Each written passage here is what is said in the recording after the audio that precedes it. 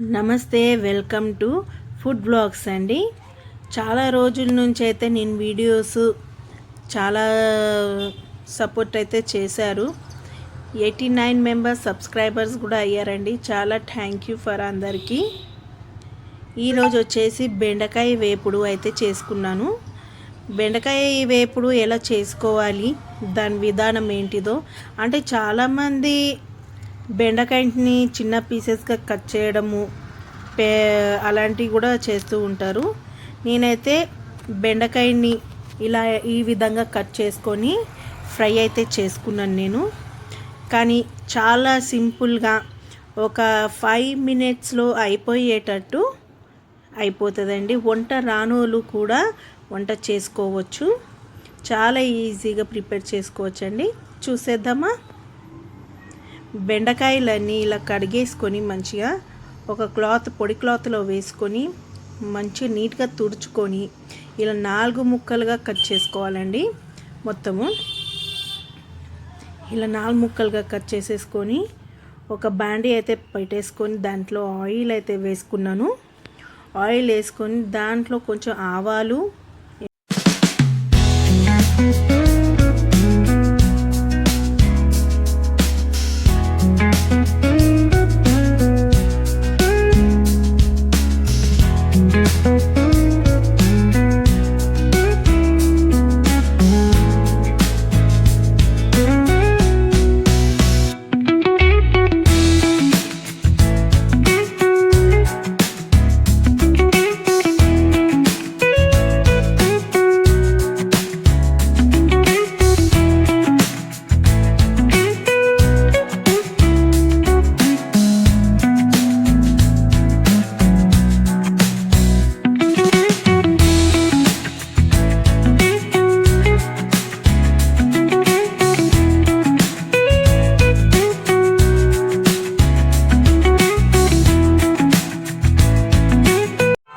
ఇలా బాండీలో ఆయిల్ అయితే వేసేసుకొని దానిలో ఎండుమిర్చి, పచ్చిమిర్చి, పల్లీలు, కొంచెం అంత శనగపప్పు నోటి పంటి కింద కరకరలాడేటట్టు వేంపుకున్నాను.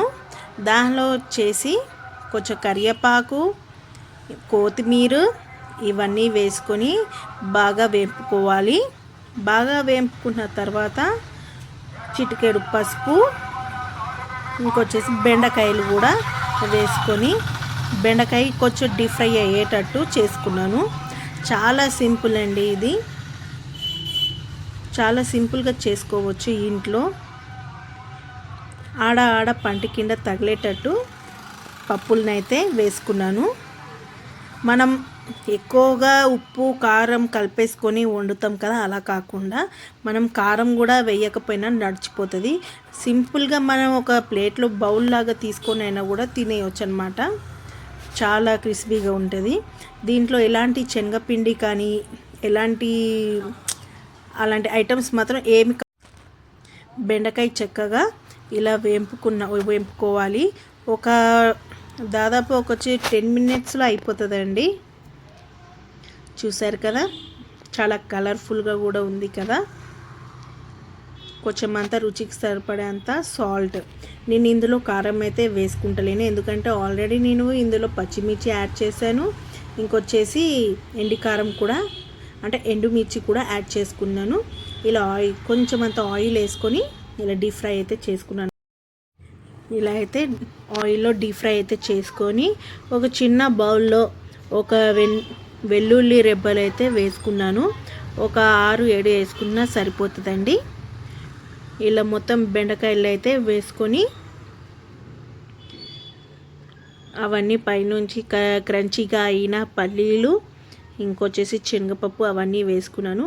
కొంచెం అంత మసాలా లాంటి గరం మసాలా లాంటి సంథింగ్ ఏదో ఒక మసాలా. నేనైతే గరం మసాలా ఎక్కువ శాతం అయితే వాడతాను, మరీ లైట్గా వాడతానండి నేను. అదైతే వేసుకొని పైనుంచి కొబ్బరి పొడి అయితే వేసుకున్నాను. రుచికి సరిపడా సాల్ట్ కూడా లైట్గా వేసుకొని జస్ట్ ఇంతేనండి ప్రాసెస్. చూసారు కదా నేను చేసిన విధానం. Try it at home. Please subscribe my channel. Thank you. Bye bye. నచ్చితే లైక్ అండ్ షేర్ కామెంట్.